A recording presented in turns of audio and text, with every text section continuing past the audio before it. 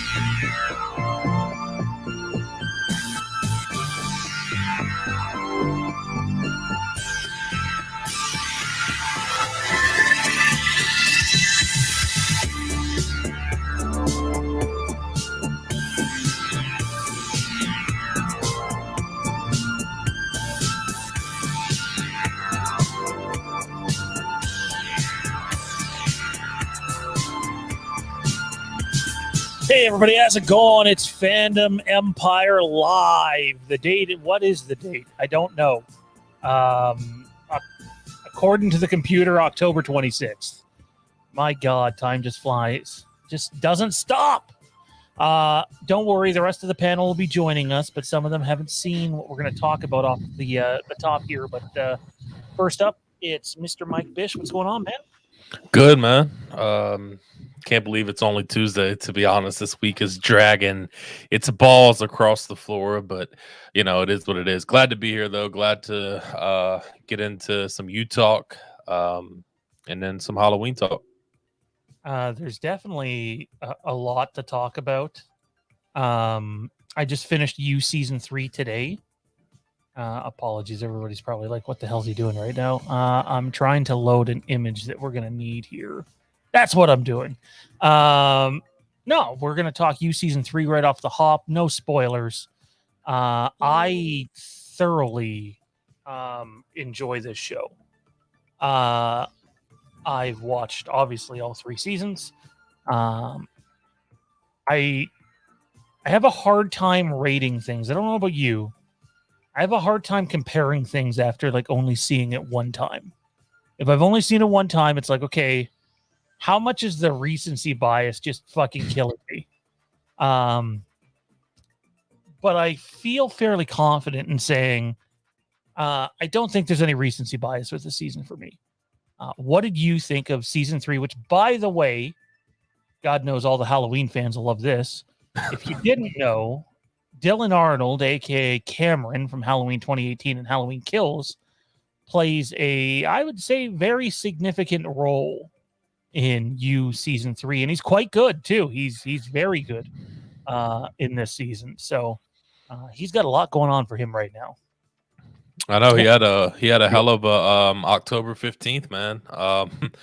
I mean, you talk about one of the most popular shows on Netflix, being a big factor in that movie, and I don't know if he had a significant role in Halloween Kills. I don't know if I would go that far, but he was one of the people that in one of my favorite scenes that we'll get into a little bit later in the show. So I like this character a lot better in Kills as well. So yeah, big day for him a couple weeks ago, but I loved his performance in You. Yeah, I thought he was great in You. All right, man. So maybe before we jump into season 3, we only have a very limited amount of time to talk about this. What did you think of the first 2 seasons?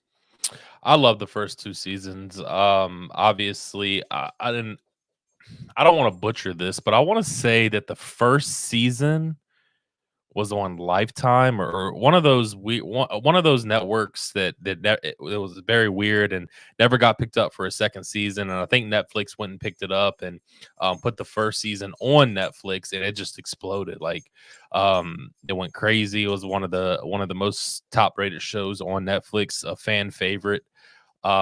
So excuse me. So I thought the first 2 were amazing. Like I said, I thought the first season, man, I go back and forth on which season I like better, and now throwing 3 in there. I would say still, it's a toss up between 1 and 2 on which one I like better. I thoroughly enjoyed season 3, but I don't know if I would put it up in contention with the first 2 for me personally. Well, we're on the same page then, because I really liked season 3. I liked what they did. I get it that they had to do something a little different than the first 2 seasons. And they did, and I like the way that they took the story. Man, Love is fucking crazy, but I'm low key attracted. I'm low key attracted to that. She's very good, and the actress is very good in Bly Manor. Yeah. I believe she's also in Haunting of Hill House. I could have swore I'd seen her in the first. So I saw something today, actually probably a couple hours ago. I don't know how true it is, but I saw on Twitter that they said that the I know actress where who you're going plays with this. Yeah. who plays Love and the one who plays Cameron, they're now dating. Yeah, they are. Lucky motherfucker. No, but no, I thought I don't know. I was impressed. I thought she did a great job in season 3 in this new season as well. I really liked Beck in season 1. I thought Beck did a great job in that first season. Now, if we want to talk about the ending without getting into spoilers, I guess I'll ask you first. Did you expect that to happen, or did you expect it to go a little bit different? I found the ending a little underwhelming, and I thought it lost points for me, to be honest. So I won't say who, but there was not that you should cheer for people to die. That's probably not the right thing to do, but we're talking fictional characters here. There was one fictional character in this show, in this season, who I really, really, really wanted to get killed, and they didn't kill that particular character. Drop a hint. Or her husband. There's your hint. And okay. and Me too. God damn it! I thought it was gonna happen. Yeah, I felt like we kind of got screwed on that one. I don't know. I was expecting more. It feels like, I know Netflix doesn't really. I don't know how many of their shows have 13 episodes anymore. I know there's a lot of them that are just 10 now, but it felt like it was kind of cut short, like it felt like it was a slow build and it was going good.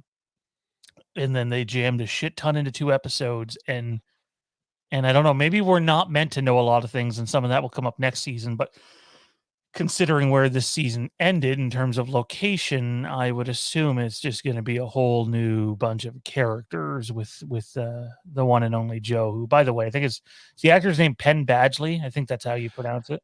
Yeah, and well, yeah, Wait, I was just about to say a spoiler, but there's one person that I don't believe. I'll tell I'll frame it this way. I don't believe if that person is dead. I don't know if I fully believe that or not. I just don't know. I don't know. hmm. Do you know who I'm talking about or no? Is it a super significant character? Yes, yes. Yeah, I think that character's toast. You think so?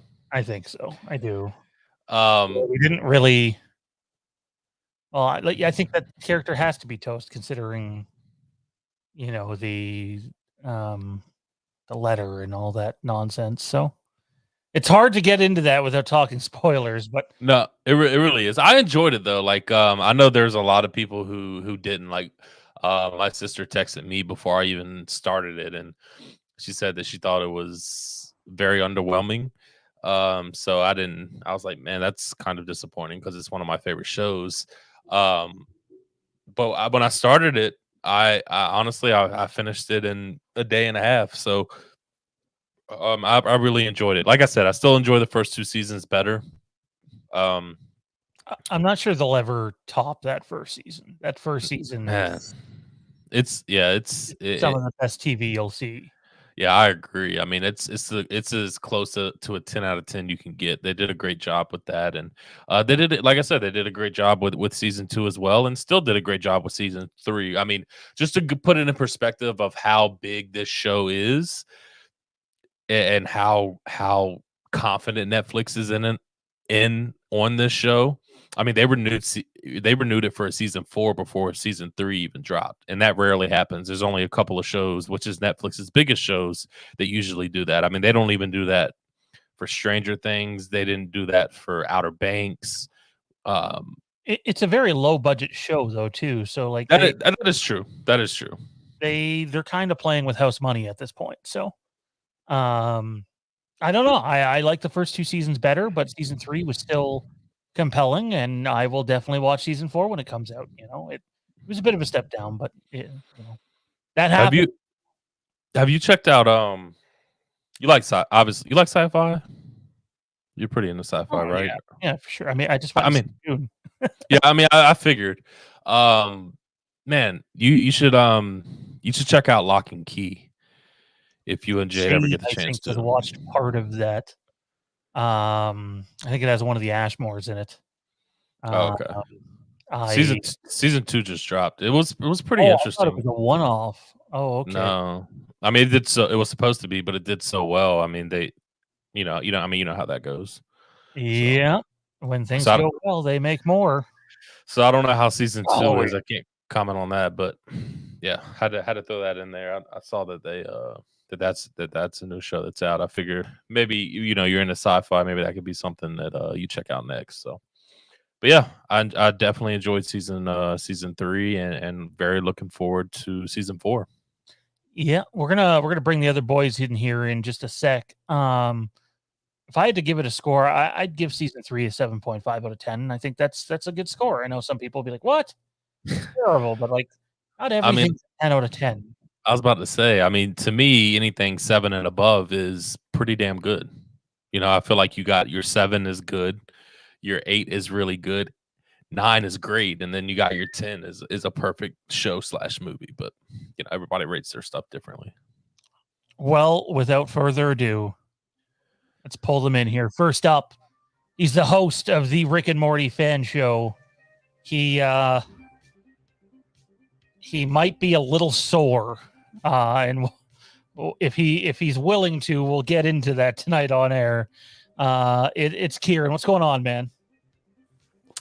Yeah, extremely sore. Oh, am I getting an echo there? How I have headphones on? How can I have an echo? Okay, it's probably just me. Okay, yeah, no, extremely sore, extremely sore. I've shown lots of people that very giant, weird purple bruise that I got now, and we'll get into that later. And they all thought I should have gone to the hospital. But everything's all good now. Yeah, I mean, I don't know about the hospital. Yeah. They wouldn't do anything for you, to be honest. No, it's a bruise. It's a bruise, and it's not. It's a bruise, and it's not in a place where any, I don't. Anyways, whatever. I don't know. They were overreacting, but people were like, "What the fuck is that?" And I was like, "It's a bruise," and they're like, "Oh my god." Anyways, so, yeah. Came off the weekend, having an amazing time. I guess we'll get into that later when we talk about that. Today was a little bit of a emotional Rick and Morty fan show. I don't know. I guess I'm not going to elaborate on that because I already did that on the Rick and Morty fan show. But one of our fans is going through a really rough go. So, anyways, but I'm very excited for this show. So, can I also say to Tyler Davis, get fucking bent. Look, not everything we're going to do on this channel is going to be Halloween, and we're going to dive into that shit too tonight. Yeah, there was some crap that went down on with Dave McRae and Dave, to be clear, has asked other people to not reply to this channel. But the problem with that is, with all due respect to Dave, that's a channel that has come after us before, and we're not starting or anything, but we're gonna just people. Go ahead. I was just gonna say I like Dave a lot, man. He's so humble. He's better than me when it comes to certain things. I'll say that. And we're not gonna go pick any fights tonight. That's not what we're here to do. Maybe just offer some people advice if they're gonna get into the content creation game. Now joining us, Dave's like, oh, we're not gonna talk about this. Whatever. Mike's like, your mom's a hoe. Accurate. So we're a little opposite on that. Also joining us this evening, man, myth, legend himself, no longer in the land of the maple leaf, Tommy B. What's going on, dude? Well, I did not get the shit beat out of me recently, unlike others. As I'm told, so I'm told. I've spent the better part of the afternoon, early evening, feeling like shit. Ruh-roh. Bad headache, bad whatever, migraine, weather change, all kinds of. I don't friggin' know about anyone else, but real. You miss Canada. That's why you're having a headache. Yeah, sure. That's I mean, hey, there are less headaches up there for the few days I've been there than friggin' back here any number of days, but whatever. Just spent the better part of the evening trying to take it friggin' easy, get ready for the show tonight. We got a handful of pretty neat things to talk about, hang out for a little while before we go back to the shit tomorrow, whatever that means for each of us individually. It means the grind, and it sucks. Yeah. Tonight's show, by the way, is probably not going to be overly long. In fact, we're already 18 minutes in, and we probably have maybe an hour left or so. Kieran, Mike, and I have some homework to do after the show ends, and we'll tell you about that. Actually, we might as well tell you about that right now, if the image will load, that is. All right, so Kieran, Mike, and I have the privilege of sitting down and watching Braden Timmons' The Haddonfield Nightmare. We've been one of several people anyway, or three of several people selected to screen the movie early. I know he had like this big launch for the movie. They showed it at a theater. They almost had like a red carpet premiere. It's a sequel to Halloween H2O, which is not my most favorite Halloween film by any means. But I know Braden, and I know he puts 110% effort into everything he does. And we're looking forward to checking that out tonight. And then we are going to have Braden on next Tuesday night. And we're going to interview him and dive into the movie and decision making and just sort of take a peek behind the wall. So be on the lookout for that. And it launches, by the way, Friday on YouTube, the Haddonfield Nightmare. But first up, why don't we start off with some news?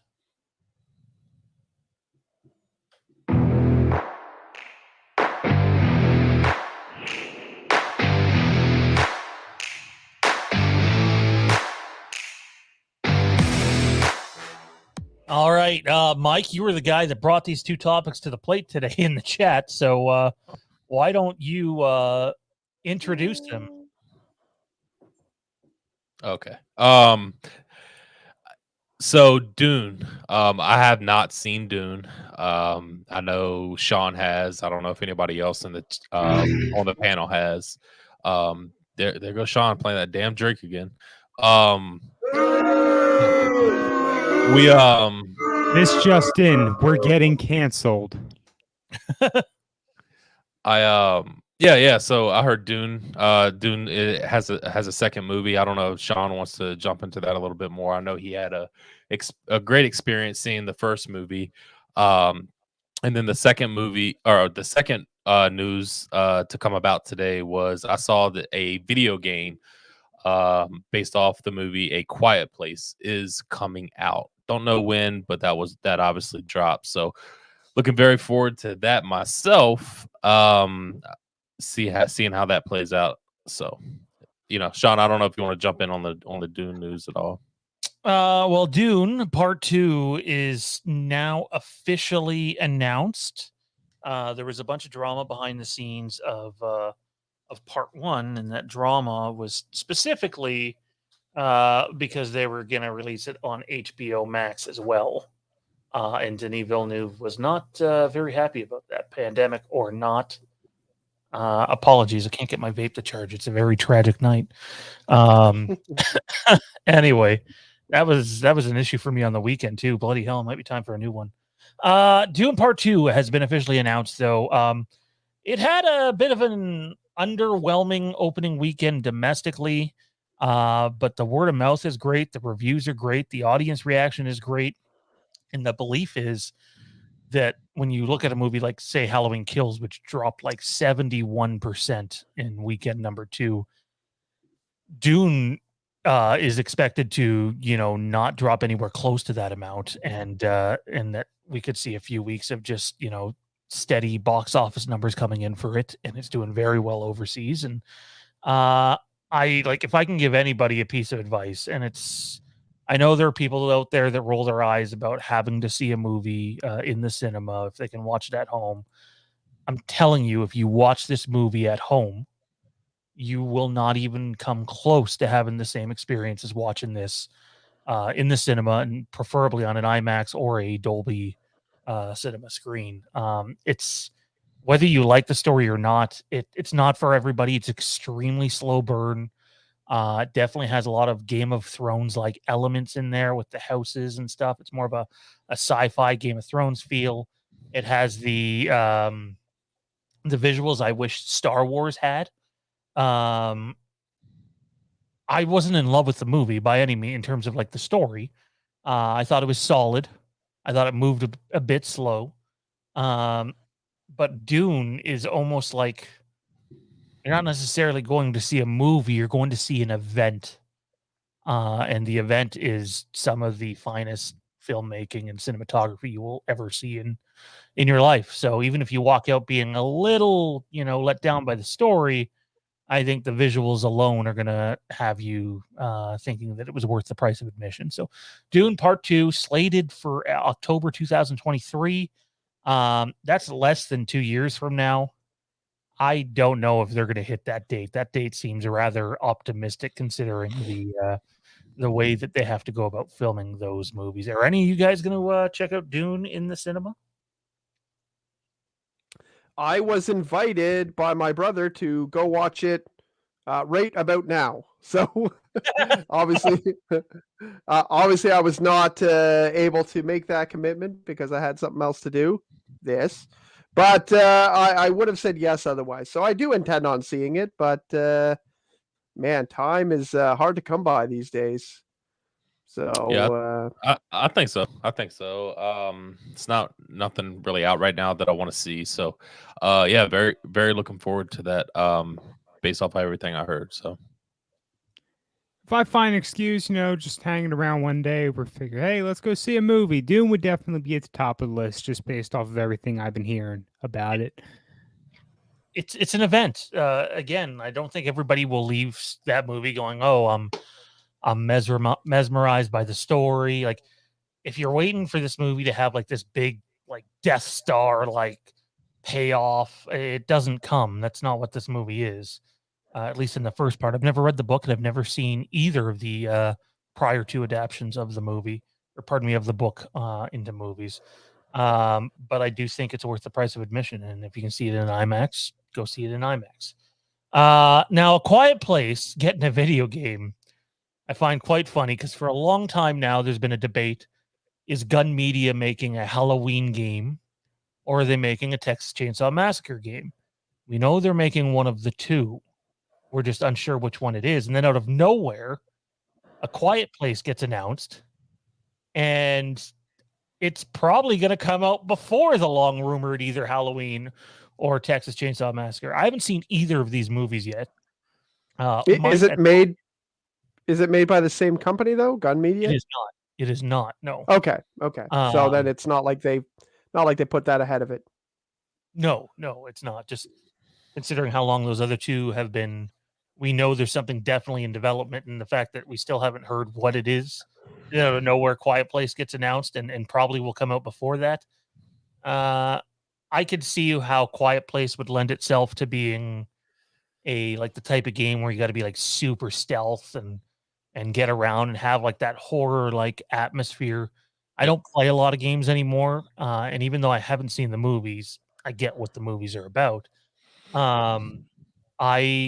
I would be interested in playing this game. What about you guys? Yeah, for sure. I mean, I enjoyed the movies a lot. I thought, honestly, I want to say I'll probably, I don't know. Quiet Place 2 was phenomenal. And I really I really enjoyed Halloween Kills, but I would say that A Quiet Place 2 was the better movie. I was just blown away with how both of those movies were, and very interested to see how it turns into a game. But yeah, I think I would be very interested in that. Yeah, I've seen the first movie, or I've seen the first movie, not the second movie yet, and I thought it was all right. I wasn't really big on it. I was pretty happy with it. My wife thought it was amazing, though, so definitely going to see the second one. Actually, I think me and Sean almost saw it in the theater, but then that didn't happen. So, I'll tell you what, seeing that in the theater is a whole different experience because the writer and director, they just play. I mean, obviously, it's a movie where sound attracts the monsters or whatever you want to call them, and it's just the way that the way that the sounds play off in the theater. It's just I don't know. It was phenomenal to see in the theater, even if you're at home and you're having you have the ability to watch it on like Dolby surround sound. It's awesome. Yep, I'm always really skeptical when it comes to seeing movies put into games or games being having film adaptations. It's just so difficult for me to get into it at times, and it's difficult for me to name one that I really appreciate. Like the example to the exception to that, I think a lot of Star Wars fans who don't hate every bit of Star Wars out there is the Episode 3 video game they ended up coming out with. I feel like that's like one exception that most folks really enjoyed, but like it was good. I can't speak authoritatively on this film. I haven't seen it. I've heard rumblings about it. I think some people hold it in, maybe among their favorites, but maybe it's something I'm missing out on.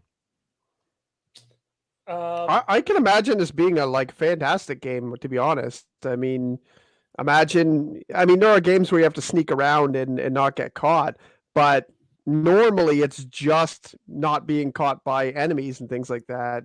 Even super old school games like GoldenEye 64, you didn't want to shoot too many bad guys or whatever, otherwise the whole army would come in.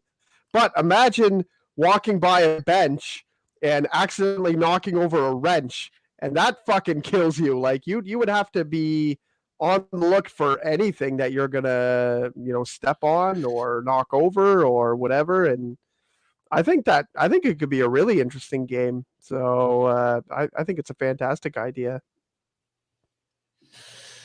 Yeah, for sure. I think that it would build tension and suspense, and I like games that, one of the reasons. Sorry, I like games that have those elements. One of the reasons why I like the Resident Evil games growing up was they were scary to play if you were young enough to be, have an imagination like that. So, we'll have to wait and see what happens. There's not a ton of details out right now about the game. But yeah, all right. I want to dive into this social media stuff for a second.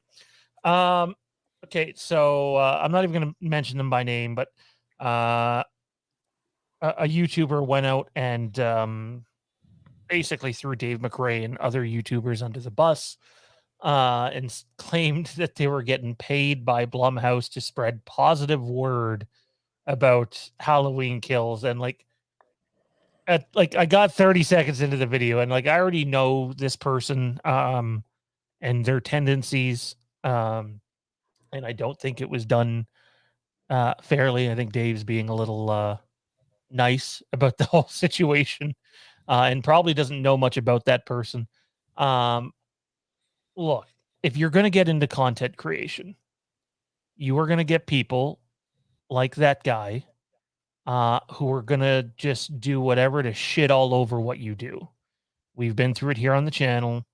So if you're thinking about getting into YouTube or Twitch or whatever, be prepared. Whether they're trolls or just people that just downright don't like you, that's what comes with the territory.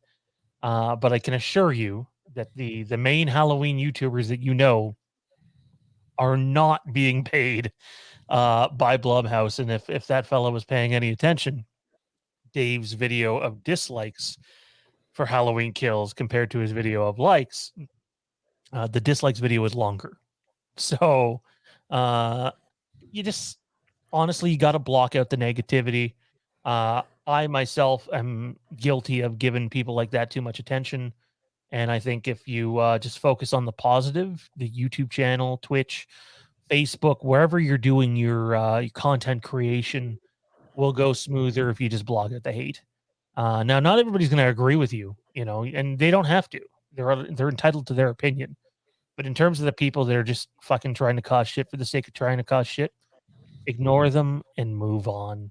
Any thoughts on this, fellas? It got pretty public, the incident. Yeah, I have a little bit of thoughts about that. Shit. If their channel's getting paid, I mean, none of that's been trickling down to me. I don't know about you, Sean, but I haven't seen any of that. If anyone wants to pay, sure, I could provide you our Patreon link and all that. I did that a little bit earlier, but I could also provide you my personal PayPal link. Tommy's opinion is on sale, guys. It's on sale. Jason Blum comes to me all the time. He approached me about a Ghostface Michael Myers movie, and I said, no, that Frank Riker guy would be totally against that. So you wouldn't want to do something like that and upset a man like Frank because it could have the fan base up in arms. So yeah, totally. We're like this, Jason Blum in this channel for sure. Nobody's getting paid to do this nonsense. I think for the people who like this channel and for the people that we're around all the time, Toronto Freddy, all those guys who are in the chat all the time, they come to this channel for our opinion, right? There's a million channels you can go to get your opinions on Batman and Halloween and things like that, but those people like our opinions, or maybe even they like to hate our opinions. I know there's a lot of people in the chat that love to hate my opinion on Halloween 5, but they tune into this channel among the many other channels they could because they want our opinions. So for us to come out here and say anything but what we actually believe is just dumb. So I don't know why anyone would think that. I know there's a lot of people who like our show, but also like Dave's show. There's a lot of people who like Dave's show and probably have never watched us before. They go and I know personally, I love Dave. I think he's amazing at what he does. And I like his opinion. I disagree with a lot of his opinions, but I love how he explains his opinion. I like him as a person. And I tune into the show because of who he is. Yeah. And I for a guy who comes off as super authentic, for anyone to think that he's going to go on there and just, shell out, some opinion that was paid for or whatever, like, obviously they haven't been watching his channel very long, or they just don't read people very well. So I don't know. For all of us here, I come on here and I'm going to be like, yes, Halloween 5's awesome. And everyone's going to be like, you're fucking nuts. But why would I come on and say anything but my own opinion? The Lost Relic says, sorry, I'm reading a random chat here before Mike gives his 2 cents. I know, but WB knows that. I'm surprised it did this well. The whole thing leaked weeks before it released. It's also the best day and date opening ever. It's also Bill News. It's actually not. Halloween Kills is the best day and date opening ever. It beat Dune by about $10 million domestically anyway. Unless you're talking worldwide, then it might. And worldwide, I think Dune was out a couple weeks ago. So, Mike, thoughts on this just whole content creator thing? I think you brought this to our attention, you and Dean.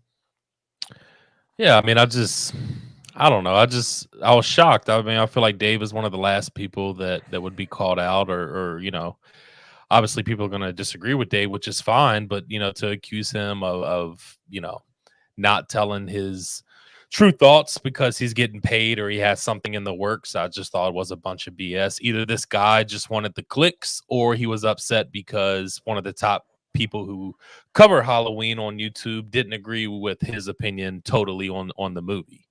Obviously, the person who said this thought the movie was dog shit. Dave does not think that the movie is dog shit. He has his disagreements. But I don't know. So he either wanted the clicks, or he was just upset that Dave didn't think the movie was dog shit. I don't think the movie was dog shit. I really enjoyed Kills, but I guess because I enjoyed Kills and this person didn't, I'm getting slid some money by Blumhouse. And you know what? That's cool with me. If that's what that person thinks, fine. Whatever. I mean, that's just on that person, and not starting anything. I just think I'll keep my comments to myself. It's fucking stupid. It's what it is. No, you don't like. I've seen so much of this in the last 48 hours too, like where it's just like not just Dave, but there's some stuff over on the Star Wars side of things too. And it's like, oh, big shock, Star Wars fandom at it again.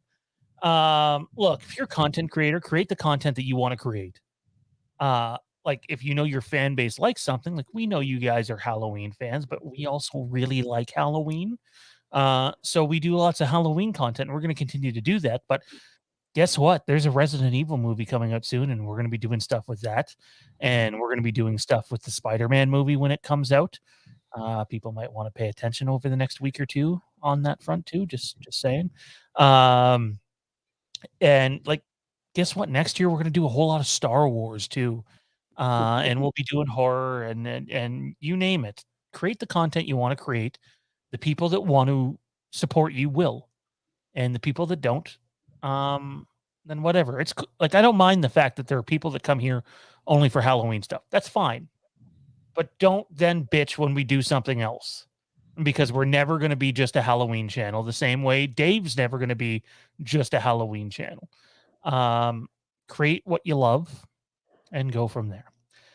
Anyways, let's move on to, really quickly on a Halloween Ends front. This whole the script's almost done nonsense is complete and utter bullshit. Just putting that out there now. We talked about it on Lambkin Lane last night. Now, is there an updated version of the script coming because of massive rewrites and a massive change in direction for the movie? Yeah, that's accurate. But the idea that there isn't a Halloween Ends script out there and hasn't been for over a year now is complete and utter bullshit. And people just want you to believe shit. So, and will it leak? Yeah, probably at some point in time. And, I'm sure everybody will eventually find it. That's usually the way these things work. So yeah, that's all I really have to say on the Halloween Ends front. I want to take a moment to talk about filming weekend here. We have been doing a filming project for a while. As you guys know, guys and gals out there, we did a Indiegogo campaign last year that technically fell short of its goal. We went and filmed Haddonfield the Vanished, or at least attempted to. and we ran into some issues, the pandemic being the big one. And so we were doing it's two-parter. Haddonfield the Vanished is still going to come, but it's not what it was originally intended to be. And we filmed the Haddonfield Slayer. So there's two parts to what we're doing. We wrapped up filming on the Haddonfield Slayer this week, and this weekend, pardon me. And then next year we will go and wrap up Haddonfield the Vanished. And yeah, it was very rewarding to leave that filming weekend after what was a very long but enjoyable weekend. It might not have seemed like it at times for me, because I was just sort of tunnel vision to the point some of the stuff that I'm going to show you here, I legitimately did not see happening because I was so focused on, we got to get this fucking done. By hook or by crook, this is getting done. Would I like my drink? Yes, I would. That would be fantastic. She's going to bring me a special drink.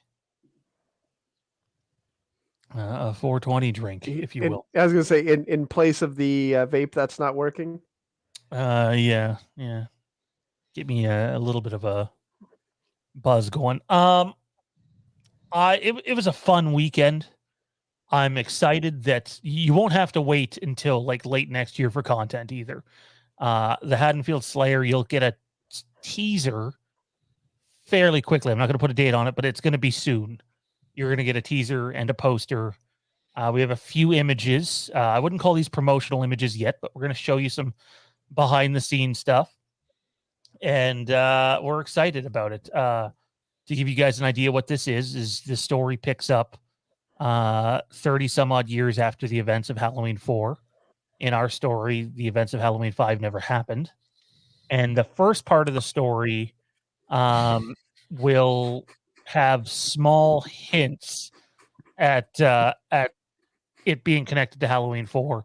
But the second part of the story, which you'll see next year, will be very heavily, I guess, drenched in the Halloween 4 lore and everything. Kieran, you went through the weekend without spoiling anything. Maybe give your thoughts on it, and if you would like, I don't know what's happening here. Oh, so you couldn't have handed me that drink first? So, interesting plot twist. He doesn't get the drink. No, I can't reach any further. I have no idea what's going on here right now. There we go. No, I'm not doing this. Anyway, Kieran had a bit of an accident. Kieran was playing two parts. Kieran is our Michael Myers in this movie. There are some flashbacks in this movie where Ray plays Michael Myers as well. But Kieran did his part as Michael on the weekend, and one particular scene did not go as planned. Kieran, maybe talk a little bit about the weekend and what happened. Yeah, it was a fantastic weekend. It was fun to get up and hang out. It was a smaller crew than last time, which was fun. It was a little bit more intimate with this group of people than it was last time, with a little bit of a bigger crew, probably about twice the size. So it was really exciting. It was a fun weekend to just spend time together, and obviously we had work to get to. Filming the scenes was like so surreal in a way, putting on the mask. And, I remember at one point, I asked Sean, as I go, am I using a knife in this scene? And he said, oh yeah, you got to use a knife in the next scene. And I reached for the knife on the table with the mask on, with the eye holes. And oh my God, it just like the Halloween music played in my head. Just watching myself grab the knife with the mask on was very exciting, and playing, trying to get everything down the Michael Myers way, and was really fun. I did a lot of studying. It's funny because I told Sean as well, I said, I hope people like the way that I play Myers and stuff like that. And we both agreed that everyone's probably going to have their own opinion on it. There'll probably be million negative opinions, but if I could just get like 2 or 3 people to say, hey, you did a good job, it'll count for me. But anyways, that was all super exciting. The weekend was great. Near the end of filming, when I was fairly tired, fairly worn out, wearing a mask. To be clear, some of you already know this, I believe that you should not see Michael Myers' eyes. My personal belief, I think Michael looks best when his eyes look super black. So regardless of who plays Michael when we film these things, we have basically the actors, whether it's Kieran and or Ray, put black pantyhose around their eyes, almost Daredevil style, so that when you put the mask on, it's thin enough that you can see. But remember, if you're filming at night, it can be a little difficult to see. Anyways, continue. So somewhere I was climbing up on a boat, and I stepping off this boat, I missed a step and hit a very hard steel piece by the motor of the boat, and I have a giant black purple welt on my side right here that is scary to look at. A lot of people were freaking out when I showed them it. However, I am fine. Are you going to show us? I could. No, I'm shitting you. I'm shitting you. This is a bruise. He legit did. I know. It looks like a tattoo. That's rough. That's a rough sight. Worse now than it did then. That's a rough fucking sight. So that hurt just to look at. When I showed Sean, it was like still like a reddish color. Now it's just purple. I look like I'm slowly turning into Barney the dinosaur. So yeah, super painful, and it was very funny because, well, it was not very funny, but I stumbled around for a little while. I thought I was gonna puke because it was so painful, and then I went inside. I was like, you know what, I'm okay, and we just went on filming after that, a couple of scenes, and man, was I hurting. But yeah, I hope you've taken the time to ice it or use heat or do something. No, that's for wusses. I just let it go. Oh my god. The odd thing is, like, I'm filming the scene, right? And you got to remember, the boat is elevated because it's on a trailer. I'm to this moment not sure why Kieran was trying to step off of it, but I had turned. We had finished. Pardon me. I was not filming this scene. I was in this scene. I play a part in this scene. And so I turned away to, get ready to start the next one. And all I hear is this loud friggin' thump. And I turn, and Kieran's gone from the top of the boat to face first into the ground. And it's like, that's a 6-foot fall. That what he did. And we got lucky that it wasn't a lot worse, and we took a bit of a break, and if Kieran wouldn't have wanted to continue, then we wouldn't have continued that night. Yeah, you asked me quite a few times. You're like, "Are you sure? Are you sure that you could do it?" I'm like, "Oh, I'll make it. We'll figure it out." What a trooper! I hit that thing so hard. I was falling, and when I hit it, it literally twisted my whole body up. So that thing took a pretty good dent in me, but whatever.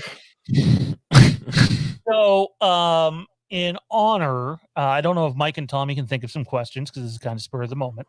But we are going to show you 4 images and a couple of videos from filming weekend. The video, hell yeah! To be clear, are behind the scenes kind of bloopery videos, if you will, that definitely show Michael Myers in a different light. I think that's the best way to word it. But let's go through the images first, and then we'll show the videos. And then if Tommy and Mike or the chat have any questions, we will answer them. All right. So first up, It's this is a behind the scenes image. Yes, that is my fat ass right there in the flannel track pants. And that is actually my youngest son's teepee at his grandparents' cottage. Yes, we are of native descent. And in it is a young woman by the name of Adia who has had literally no experience going into this movie. And at times you've seen her years show in terms of like just the behind the scenes stuff. But when this girl got her lines down, like, I don't know what Kieran thinks. I thought she was a natural, and like even how well lit this is here gives you an idea of the quality that you're going to see in the movie. Any thoughts on this image, specifically Kieran, since you were there for filming? Yeah, I mean, I have to agree. Adia did an amazing job. I thought, even just meeting her in the beginning, she was a little bit nervous and definitely had no experience. And but yeah, like seeing her on film and speak and the performance that she delivered, I think was really great. I thought she was fantastic. So that's good. Also, yeah, this image, like if you guys want to appreciate this image, me seeing this with my eyes was just like black, like having like that night was dark. I didn't see a lot, and even without the mask, and so. Speaking of dark, like what are you using for lighting there? That's like it's even illuminating the grass and whatnot. We have lights, yeah, heavy duty studio lights for sure. Yep. The sky looks good. Studio light, to be exact. As yeah, that's true. Sean decided he was only going to bring one instead of two. That almost went bad. Wanted too well lit, but just like in terms of this environment here, two would have been too much, in my opinion. Yeah, I mean, I from what I've seen of the footage that we got, it was definitely well lit enough, and we might even have to darken it a little bit, right? So I'm going to take a page out of the Blumhouse book, and you can probably expect the character you're about to see to die, just considering how the scene is being set up here. But I'm okay with giving this one away. There is myself in the AC/DC sweater. That is my future sister-in-law, who looks like I can't even describe what she looks like there, to be honest. And Kieran, basically, we're holding her up. She's not holding herself up there. We're holding her up for a unique shot that we're adding into the movie. If you can think of what it is in your head, you might be able to piece together what the shot is like. Otherwise, you might not be able to. And this was spur of the moment. We didn't intend to do it exactly like this. And then I sort of had this idea, you know what? I don't think they've ever done a shot like this in Halloween. So why not tackle something like this? And I thought it ended up looking very well. Any thoughts on this one, Kieran? I think Michael looks great. Honestly, he does. Why? Thank you. You're welcome, Kieran. No, seriously, I like the mask. The jumpsuit looks great. Good height, Kieran. I thought you were under 5 feet. Honestly, I'm just joking, man. I'm just playing with. Thought you didn't have legs. With the boots on, I think I'm 6 foot, so that's good. That's a good size. Yeah, no, it was. It was definitely an interesting, and I think one of the things that people will either like or hate about this film is that we're good. We didn't just do like, oh yeah, all Halloween movies have this, we got to do that. Oh yeah, all Halloween movies need this, so we got to do that. We came up with some creative things that are not specifically Halloween things that we tried out, and this is one of them, and I think it's going to come out great. So. Yeah, this movie is this isn't a full-length movie, to be clear. The Haddonfield Slayer is probably going to come in as little as 12 minutes long and as long as 20 minutes. It'll be somewhere in that range, depending on what stays and what goes. But that's not bad at all, though, for a short film. we really, at least for me personally, it was important that at times it felt like Halloween, but at times that it didn't. And there's a good chunk of this movie where you're gonna feel like, oh, well, that's very Shining like, and that's done intentionally. And so if you're a Halloween purist, you might not like what we're doing. But yeah. Tommy, any thoughts on this one? I have no idea what the hell y'all are doing. Sean, did you write this? I gotta say this very clearly. This is not a dialogue heavy movie, like at all. To the point, nobody's seen the script until the day before. It's very visual based, very, I would say like experimental based in terms of the way that we're filming this. And there's going to be an interview that comes out here in the next couple of weeks. And we just wanted to show people that, well, Haddonfield to Vanish will be continue filming a little different style next year, and they're connected. We wanted to show people that you can make a fun little fan film that it's not going to look like It's Me, Billy, obviously not.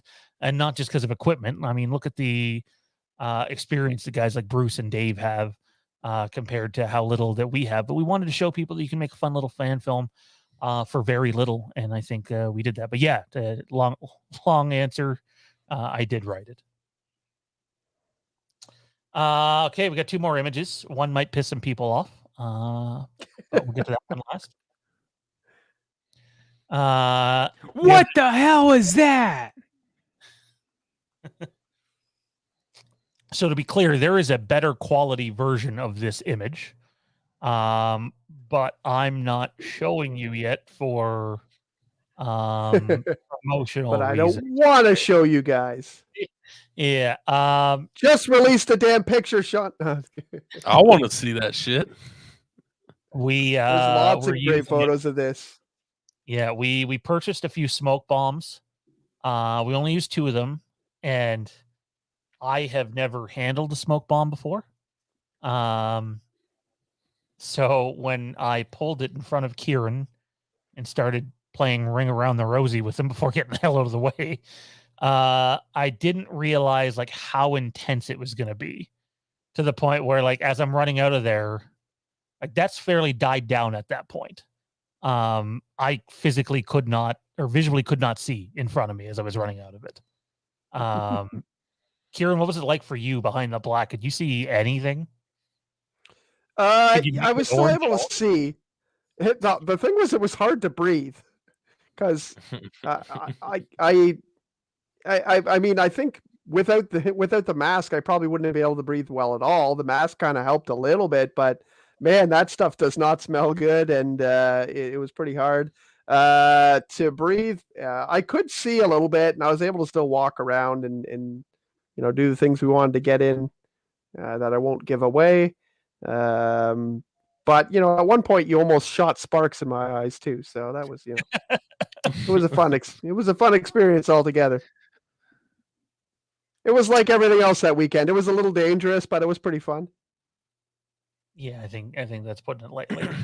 I think the finished product though, with what we're using it for, and let's put it this way: we used 2 orange smoke bombs, and each one has been used for a different promotional reason. We'll say that.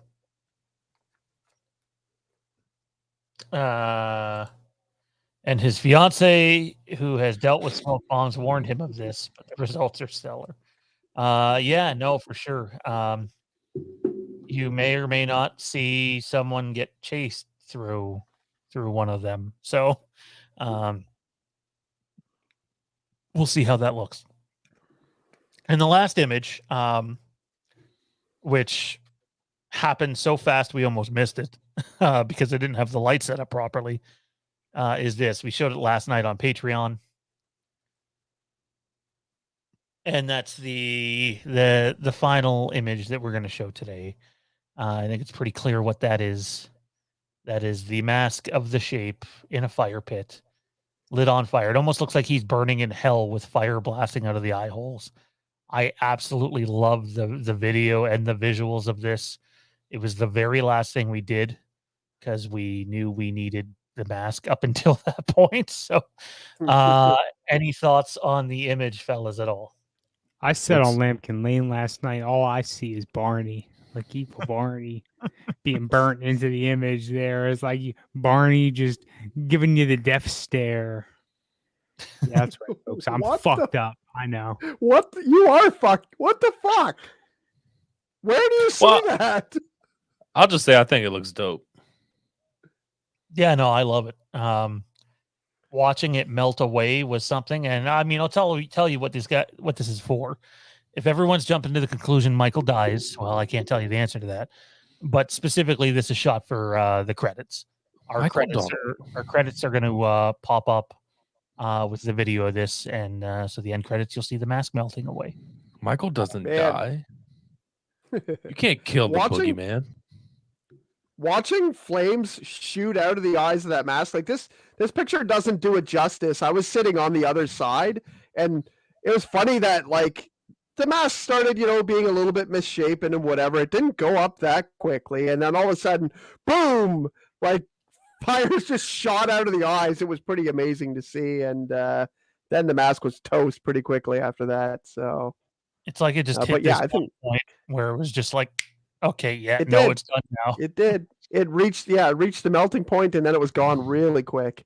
But I think it'll be amazing. So, and to wrap up the filming side of things, we have a couple of videos to show you guys. We'll probably play each one twice because they're short.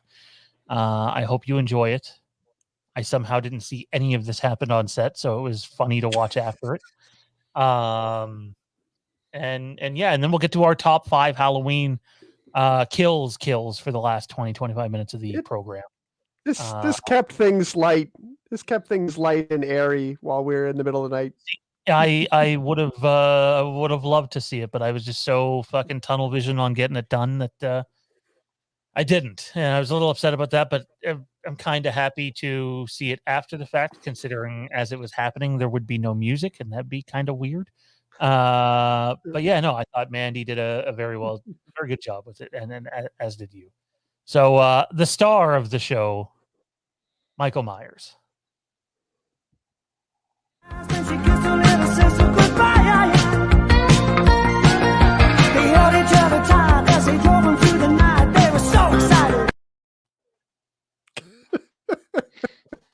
So is that on?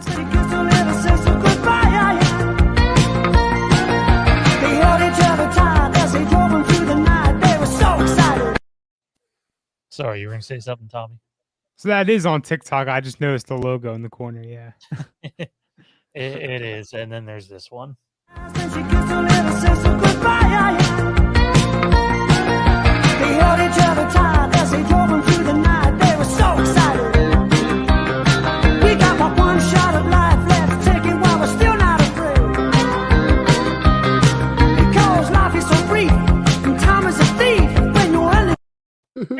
So is this on your TikTok, Kieran, or? No, one of the crew, or I don't know if to call her crew, but one of the people there put this together, and it was all her idea. Basically, every time we were waiting in between takes, and a lot of it was Sean being like, I don't know how I'm going to shoot this. And she would just be like, hey, Kieran, dance. And I just did something dumb every time. And she made it up into this, and it was actually, I laughed my ass off the first time I saw that. So that's there awesome. Actually is a Michael Myers of TikTok, Oh, that shit's so funny. We'll give it one more play, and then we'll move on to our give each one more play, and we'll move on to our list.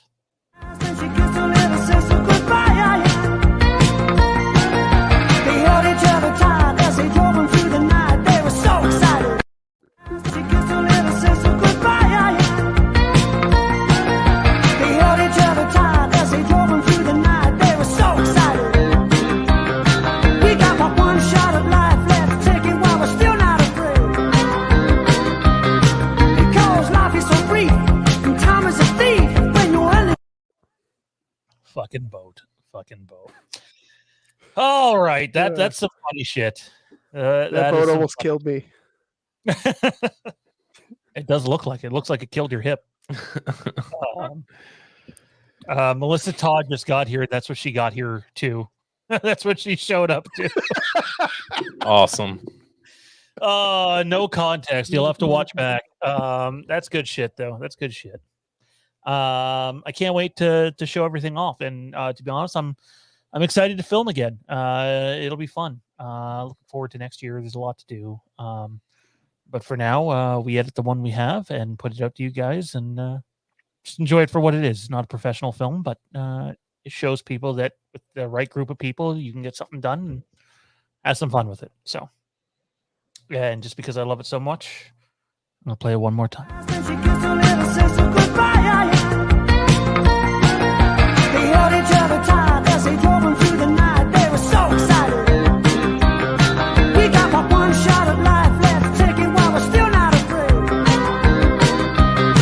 Because life is so brief, and time is a thief when you're in the one where you're just standing there. I don't know if she meant to like put something else in there. I'm just like, okay, it all lines up except for the one where you're just standing. I think it fits in. It's good shit. It's good shit. All right, ladies and gentlemen. Halloween kills, the top 5 kills. What's going to happen is we're going to go around the table. We'll each give our 5, or 4, or 3, or 2, or 1. We probably won't spend too much time on this. So let's start things off. I'll lead it off. Number 5 for me is Mr. Toffoli. It's the hospital scene. It's the suicide. I know some people are probably like, well, that wasn't a Michael kill. No, but it was still a kill. And it's kind of stomach turning, to be honest, why it happens and how it happens and the results of it. It's a hard watch for sure. So Mr. Toffoli is my number 5. My number 5 for me is going to be, I guess we can call it the playground slaughter. Everybody's death in that whole scene was down to the gun. Was phenomenal. The knife through the eye, Michael leaning over and stabbing right in the gut in the car, phenomenal as well. The way he placed the bodies whenever he had time to do that, that's another question. But yeah, I thought that that whole sequence was phenomenal. So I'll go with my number 5 being the playground slaughter. It's funny. This next one, this guy up here really sold me on it. The other night we were talking the armpit stab. Oh my God! What Mike brought it up and he said, "Yeah, I felt that," and I was like, "You're right." But I remember that when I was in the theater, I was like, "Whoa, what the? How did that feel? Like Jesus, fuck!" Like I feel like I kind of forgot how I felt when that happened, and then when you brought it up, I was like, "Oh yeah, I remember being in the theater and being like, what the fuck? Like such a vulnerable area of your body." I know. I can feel it now. Man. Yeah.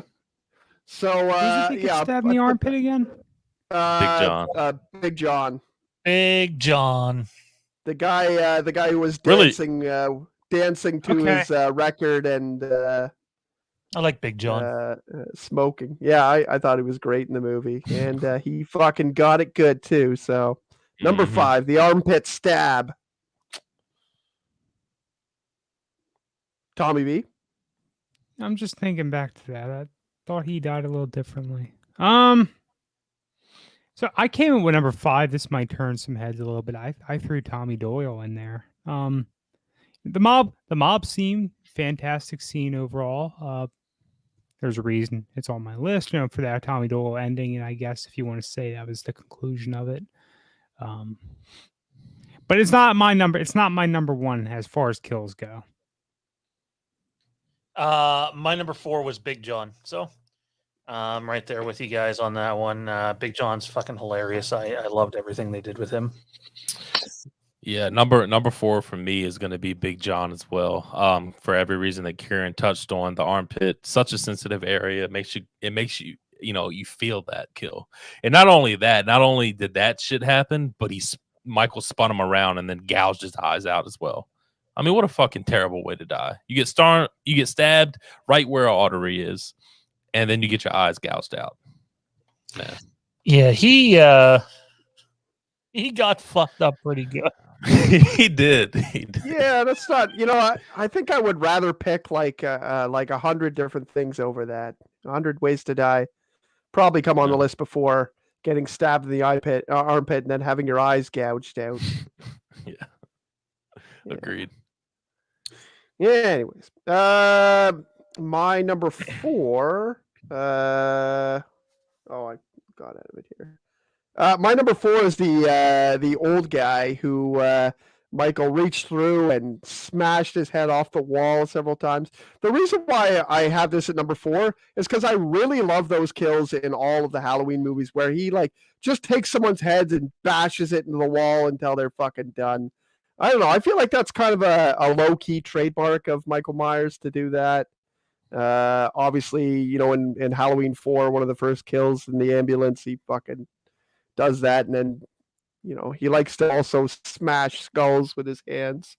I think it's kind of a trademark of his, and I don't. They're some of my favorite kills in the whole series, and this one was no less cool. He also kind of grabs the guy's head and brings it over some glass, and then once he's already dead, he kills him like 5 more times with a knife. So I don't know if you can qualify those as part of the kill, but it was definitely. Oh yes, it's definitely a good one, and I enjoyed it quite a bit. So that's my number 4. My number 4, I threw in I just wrote down firefighters up, honestly, but I think the one that stood out most to me is the one, I guess it was like, the Jaws of Life or whatever, but it's more like Chainsaw looking for what we see. Just goes buzz up. Yeah. Was it up and down overhead, or was it just down clear through? I think it was clear through, wasn't it? He basically like kind of turns the guy's saw against him and then just brings it down on him. Yeah. That kill fucking sucked though. Oh, you didn't like it? You a hater? It's almost as if I've been outspoken about this part. Oh man. My number 3 is Cameron. Poor Cam. Thought he got a redeeming arc in this movie. It would have been more redeeming if a specific something wasn't cut out. But I thought he was just a good guy in this movie and showed that, like most teenagers, he had a rough night and was a dick, and that happens and doesn't excuse what he did. He was a piece of shit for doing them, but he was absolutely 110% there for Allison the rest of the night. And so to see his death, and like obviously Allison was trying to save him and felt something, and it was brutal. Like Michael could have absolutely left him the way he was, and he still probably would have died. And he's just like, nope, I'm gonna fucking snap your neck viciously too. Yeah. My number 3 is gonna be Kieran's number 4. It's the older gentleman in the house, banging his head up against the wall through the glass, bringing his body back through the glass down onto a sharp piece of glass, and then dragging his lifeless body over to the kitchen counter and stabbing him at least 4 or 5 times in the back until Mike decided, I think this knife would do for the night, and walked out. And what made that scene and kill even more interesting and sad in a way is Michael had just fucked up his wife with the light bulb through the neck, and she was not totally dead, and she was watching Michael just stab her husband in the back like 4 or 5 times, so that made it even worse. That poor woman. That was definitely very sadistic, very like I said Rob before, Zombie to me. Yeah. Like I said before, the way Michael, it almost does experiments with his victims. It's like, how, if I kill someone with this, how's it going to be? Like if I stab someone through the neck with, this, how's it going to look? How's it going to be? He's an artist in the way he kills, which is, kind of a weird thing to say, but like you can see that he's like, he's like, I wonder if I do this, how's that going to be? Is that going to be a more rewarding kill? Just need to see Michael Myers stomp a mud hole into someone's Steve Austin like. We've never seen that before. My third is actually going to be probably controversial, but my third is Karen, how she dies. I know that it's. I wasn't really happy with it the first time I saw it either. But it's also reminiscent of one of the kills I really like in 2018 as well, and just that it kind of heightened it up that he does it, and then it says Halloween Kills, and it's like boom, that's it. Like I thought, every time I see this ending, I like it more.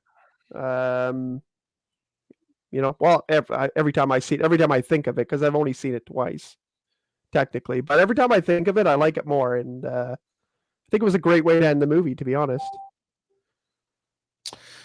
Tommy, what do you got, man? For my number 3, I wrote down the wrong John, I guess.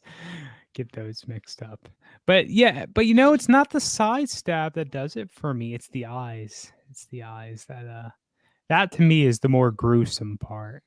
So that's why I landed in my number 3. My number 2, I might be getting these confused, but it's the fee. Sorry, hang on. Let me make sure I didn't mix this up.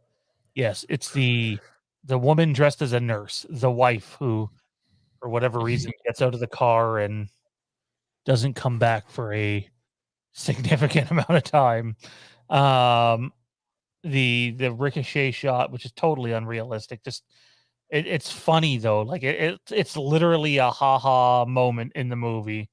So I like that death. And I'm sure Kieran hates it, so another reason to like it. My number 2 is going to be the entire firefighter massacre. Just fucking people up. I love the POV shots, the Halligan bar through the mask, phenomenal, and then splitting the guy's head open with the saw.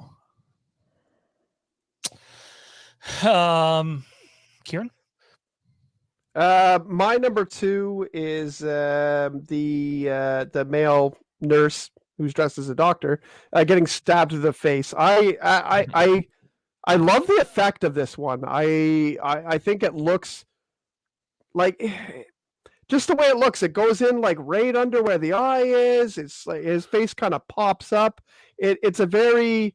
It wasn't like a straight on, It wasn't like you got stabbed and there's just a knife coming to the head. It was really sort of violent, and I love the setup for it, where he tries to choke him with the stethoscope, and like we've mentioned before, Myers just is like, what the fuck are you thinking? Like the look, the head turn, it was like, what? Who is this fucking guy? I gotta chime in for a second. That's my number 1. So let's chat about it. Yeah. I mean, you just kind of killed it, though. I mean, that's exactly what it was. It was like this. Yeah. Like, are you like really, dude? Like that's what you're doing? Yeah. It was amazing, and then no, it's weird. I feel like his eye looks like it's kind of popped out as well when it happens. It's definitely really freaky looking and set up. Really, it's gruesome. It's so I love that kill. I thought it was fantastic. I think that was the one where I was most like, whoo, like what the fuck, like whoo, like I was really sort of surprised that it happened that way. Like, anyways, fantastic kill. Number 2 for me. That guy got it bad. Although his own stupidity, he had a chance to get out and run. True. Yeah.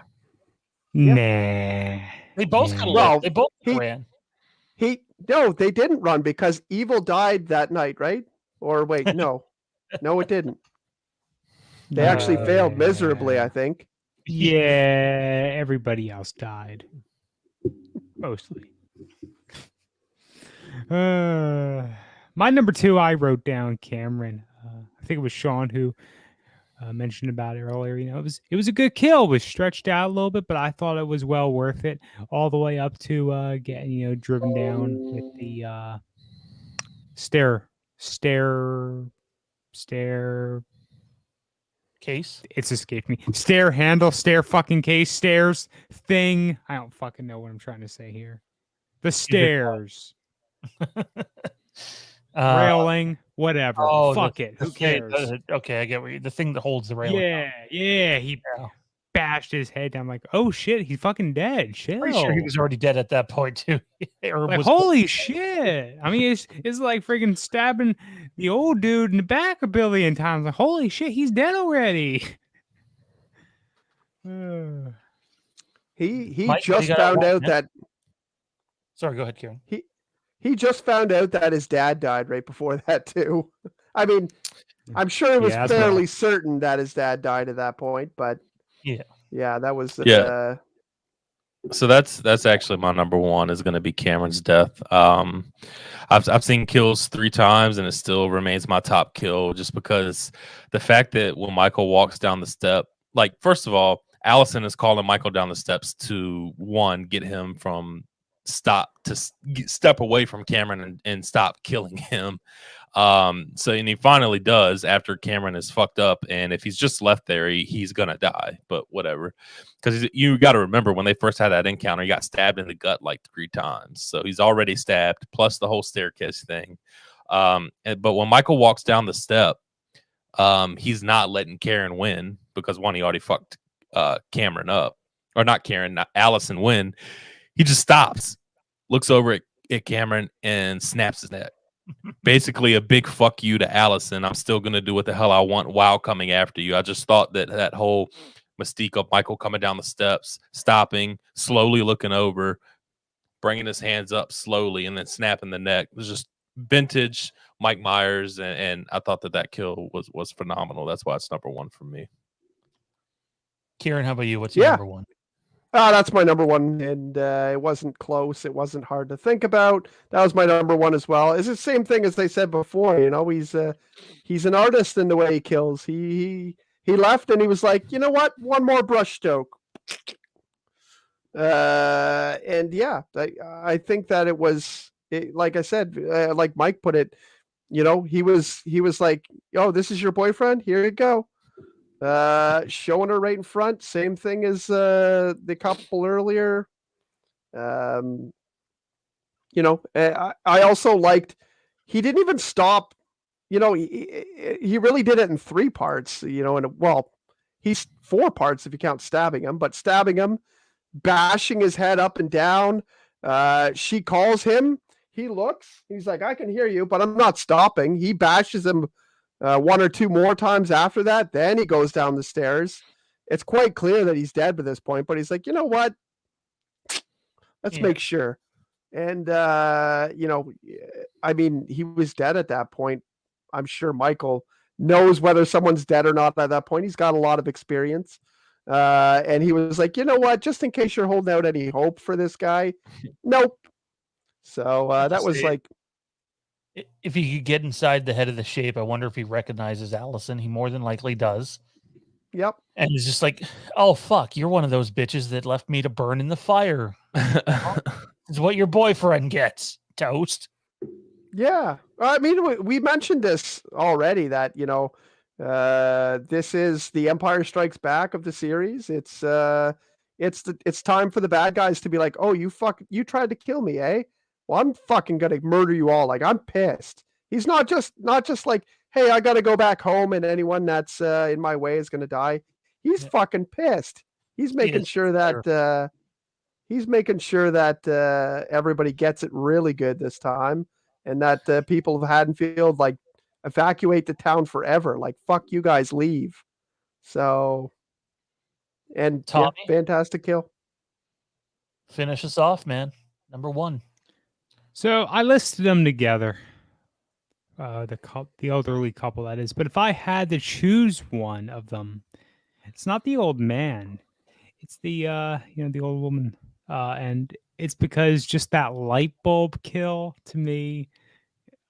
If there's a kid, and this might be an unpopular opinion, but if there's any one kill in that film that is more memorable to me than any of the others, it's when he breaks the fucking light bulb and drives it through her friggin' neck. Like, holy fucking shit.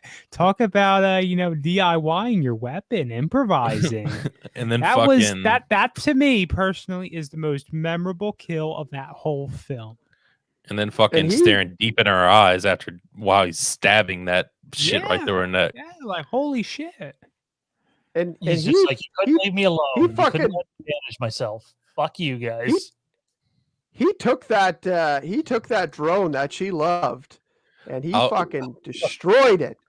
I was gonna say honorable mention, honorable kill. We got to give love to the drone.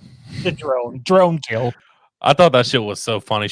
Because she grabbed the drone as her husband was walking into the bathroom, and then like I don't know, it was just so petty. I just enjoyed it. And then Michael walking into the kitchen steps on it. I thought that was fucking gold. Like they nailed that.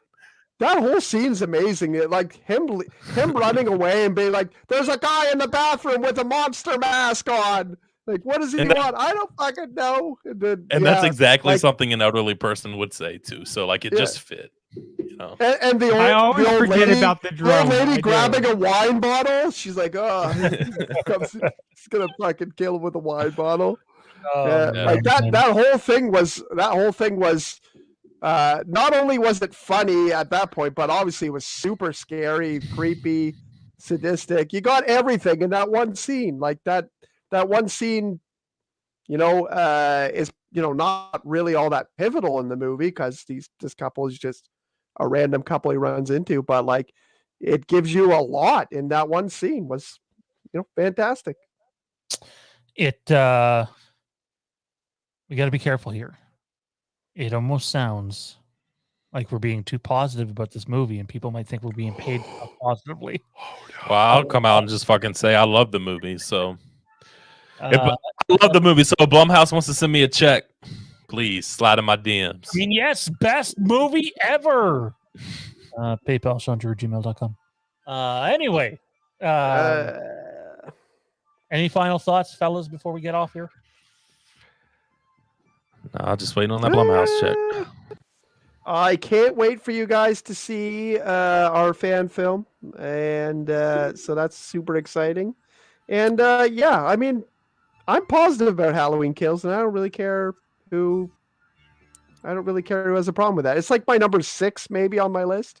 If I do an updated list, it's going to be like number 6, so it's not overly crazy high, but it's pretty high on mine. And I'm gonna want to rewatch it. Last but not least, big thank you to the crew this weekend. It was fun. It was fun. It was a little stressful, but it was fun, and we did our job and got it done, and this feels like a fitting way to go out.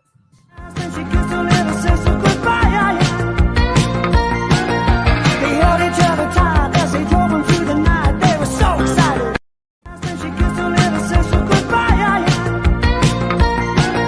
They held each other tight as they drove them through the night. They were so excited. We got but one shot of life left to take it while we're still not afraid. Because life is so brief and time is a thief when you're in it. It almost looks like snow's falling at the one part. Mike, where can everybody find you at, man? Follow me on Twitter at MichaelBish_ and on Instagram at MBish_. Kieran? You can find me at Gogan Kieran on Twitter. You're gone. Yeah. I got called out on the weekend a few times. Yeah, you can find me at Gogan Kieran on Twitter. That's the Rick and Morty fan show Twitter, though. So, if you don't like that show, maybe don't do that. If you want to find me on Facebook, you can find me in the Fandom Empire Den. You can add me as a friend. If I notice your name from the chat, then I'll add you. And if I don't, I'll be like, who the fuck are you? And you'll be like, my name is one of these random crazy names that are on here, like Mandalorian. And I'll add you. So... Tommy Bizzle? I need some clarification first. Was that Kieran or Gogon? Kiergon. One of the Kiergon. Kiergon. It's like, okay, I missed it. Okay, I'm going to remember that. I'm going to remember that one. That's going in the book for future. You can find me hanging around all of our Facebook groups and pages. Fandom Empire Den, Halloween Fandom, so on and so forth. And you can catch me Twitter and Instagram from time to time at TommyB1650. If you want to support the channel, go head on over to Patreon. Patreon.com/Fandom Empire. Join today because that's the way. 6 days from now, Monday, November the 1st, Halloween Kills Watch Along over on Patreon. Lampkin Lane members and above. It's going to be a lot of fun. It'll be the third time that I get to see this movie. Looking forward to it. And yeah, no, good shit. And we will leave you be with this final message. Hi guys, this is Terrence, Fandom Empire, and you're watching Fandom Empire Live, which Sean didn't invite me to, so it's probably going to be a piece of shit! It wasn't. It wasn't a piece of shit. Just saying. We'll see you next Tuesday. Braden Timmons, Haddonfield Nightmare, right here on the channel. Good night, everybody. Take it easy. Don't fall off boats. It hurts.